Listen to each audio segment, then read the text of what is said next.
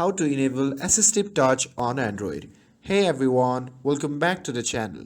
Have you ever wished for a quicker way to navigate your Android device or access essential feature with just one tap?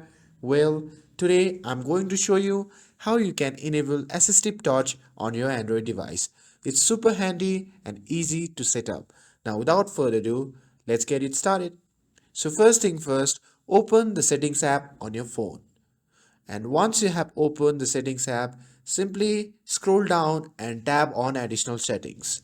Next, tap on accessibility. This is where you will find features designed to make your device easier to use. Under this section, look for an option like Assistive Touch, Interaction and Dexterity, or Floating Menu, or even Accessibility Menu. Keep in mind that the exact name might vary depending on your Android device or software version. Now tap on it. Now toggle on the option. After that, tap on Allow.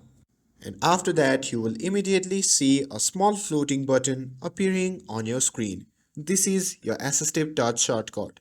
Now the Assistive Touch is on. You can customize its feature. Tap on it and you will find shortcuts for common actions like home, back, volume, control, and screenshots. You can even add or rearrange the shortcuts to fit your needs. Try tapping the floating button. It's like a mini control center.